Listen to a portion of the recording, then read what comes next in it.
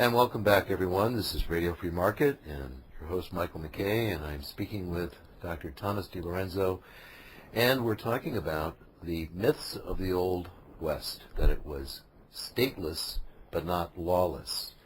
And we started talking just before the break about how violence really came on the scene primarily from government and not really from the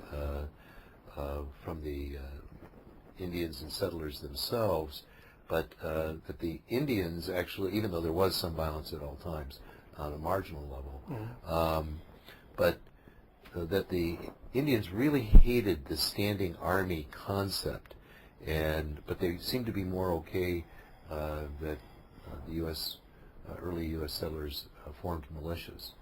Well, the militias were there to try to defend citizens against Indian attacks or any other problem. But the standing army that showed up had the purpose of exterminating the Indians.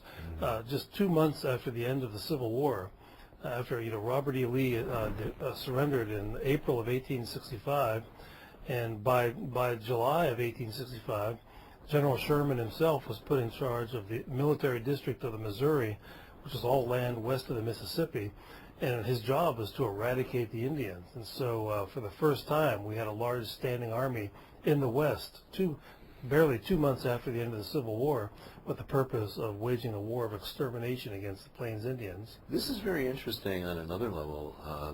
I remember hearing you say this before, that it was 1865 April when the Civil War basically ended, but only a couple of months later, the U.S. is formed into military districts throughout the entire country. Yeah.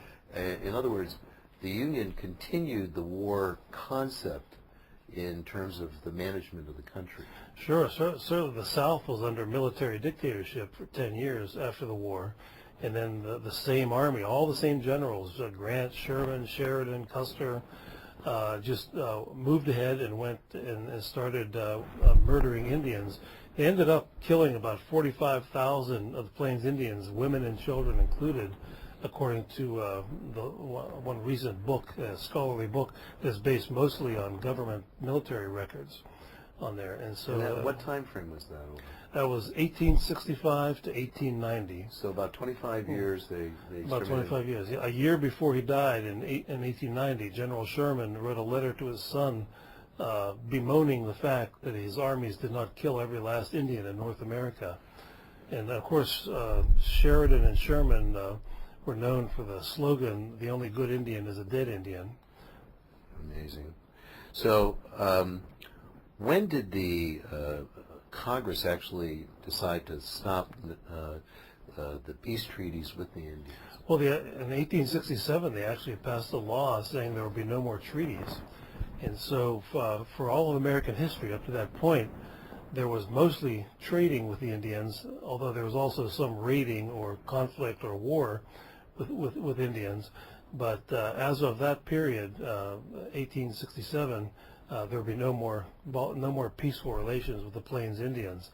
There might have been a few attempts here and there, but that pretty much says it all, doesn't it? That when Congress passed a law saying no more peace, essentially. Really? And so that's what they did.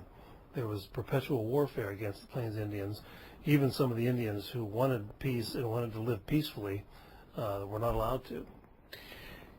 I want to go back also and talk a little bit more about these 5 military divisions that the U.S. government divided the country into, and the purpose of, you say, of giving Sherman his command, which really commenced in the 25-year war against the Plain Indians. You make the point that it was a veiled subsidy to the government-subsidized railroad corporations. Right. How did this subsidy to the railroad corporations start after the Civil War or during the Civil War? No, it started during the Civil War. A friend of Abraham Lincoln's named Grenville Dodge would become the chief engineer of the Transcontinental Railroads, but during the war he was appointed as a general, even though he had no military experience, by Lincoln. But his job was essentially to organize the killing of Indians who stood in the way on the beginnings of the building of the Transcontinental Railroad, which he was working on during the Civil War. So that was like 1862? In 1862, the Pacific Railway Act was passed by Congress and signed by Lincoln in 1862. So this genocide of Indians really started during the Civil War? Right, it started during the Civil War, and there was also, during the war, the famous Sand Creek Massacre in eastern Colorado, where a group of peaceful Cheyenne and Arapaho Indians had made peace with the U.S. government, and the U.S. government said, we promise to leave you alone, just keep flying our flags, so we will, any soldiers who come by will know that you're one of the peaceful tribes. But they lied. They invaded the village, the Cheyenne Arapaho village, and killed everybody there, hundreds of people, including women and children, and all the women and children included were scalped. And then they rode through downtown Denver, Colonel Shivington and his troops, waving the scalps in the air and posturing as conquering heroes. Didn't the women in that tribe try to tell them, look, we're not warriors? There's one account of this massacre was by a man named S.L.A. Marshall. He used his initials when he wrote his name, and he wrote a book called Crimsoned Prairie, and he was the official government military historian of the European theater of World War II, and he wrote 30 books on U.S. military history, so this is quite the expert on American military history.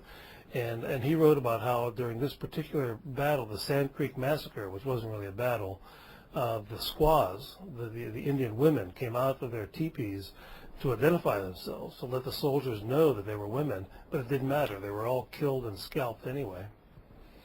So, talking more about going back and talking about the railroads and how this interplayed with the whole thing, you make the point that these railroad corporations were really the financial backbone of the Republican Party at that time, and that subsidizing the railroads was a primary, if not the primary, objective of the new Republican Party, which had just been. Right. Sometimes I think that the only purpose of the Republican Party was to funnel subsidies to the railroad corporations, because as soon as the war started, the Civil War, Lincoln called a special session of Congress in June of 1861, barely 2 months after the war had started, to get the ball rolling on the Pacific Railway Bill.